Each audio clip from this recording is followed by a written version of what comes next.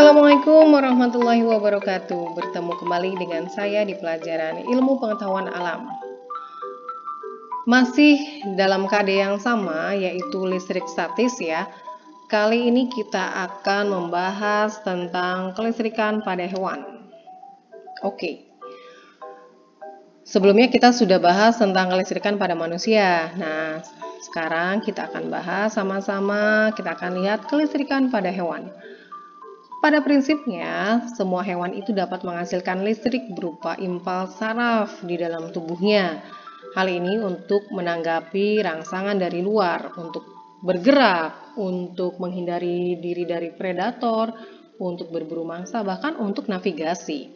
Ya, meskipun pada umumnya gejala kelistrikan yang dihasilkan oleh hewan ini sangat lemah. Tapi ada beberapa jenis hewan yang memiliki arus listrik ini, yang dapat menghasilkan arus listrik ini sangat kuat.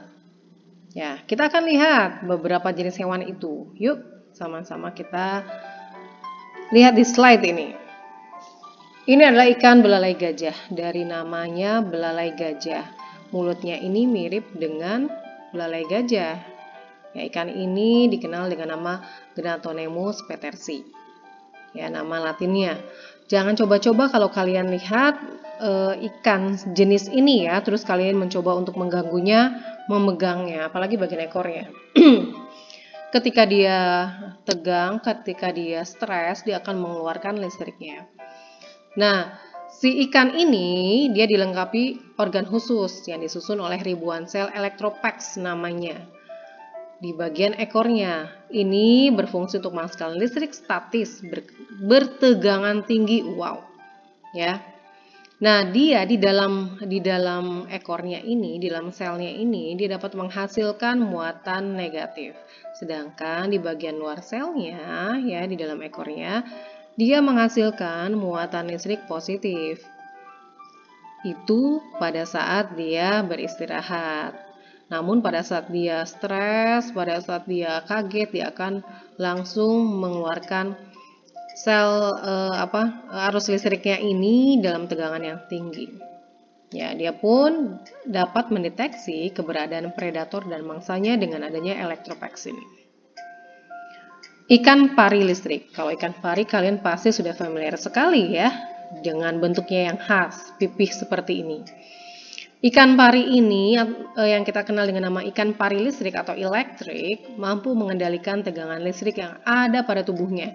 Jadi bisa memanage kapan dia harus mengeluarkan tegangan listriknya, kapan dia tidak mengeluarkan. Kedua sisi kepala ikan pari elektrik ini mampu menghasilkan listrik hingga sebesar 220 volt. Sama dengan yang di rumah kita ya, 220 volt. Hati-hati, selain kepalanya, ekornya pun beracun ya. Berikutnya adalah ikan hiu kepala martil. Dari anatominya, dari morfologinya, maksud saya dari morfologi tubuhnya kelihatan di bagian kepalanya ini dia bentuknya seperti martil, karena itu disebut dengan hiu kepala martil. Nah, di bagian kepalanya ini, bagian kepala yang mirip martil ini, dia memiliki ratusan ribu elektroreseptor. Wow. Atau sel penerima rangsang. Nah, si hiu ini dapat menerima sinyal listrik hingga 0,5 miliar volt. Biasanya dia menggunakan kemampuan untuk mendeteksi sinyal listriknya untuk mengetahui keberadaan mangsa yang ada di dasar pasir ya, dia bisa mengetahui keberadaannya. Dia pun bisa menghindari adanya predator karena dia punya elektroreseptor ini. Dan hiu ini kerennya lagi mampu mendeteksi arus laut. Ya, gelombang arus laut. Ya, dia mampu mendetek dengan dengan elektroreseptor yang dia miliki. Ini disesuaikan dengan medan magnet bumi. Ini adalah apa? Ya, betul. Landak. Dari permukaan tubuhnya yang berduri ya, landak semut, Tachyglossus aculetus.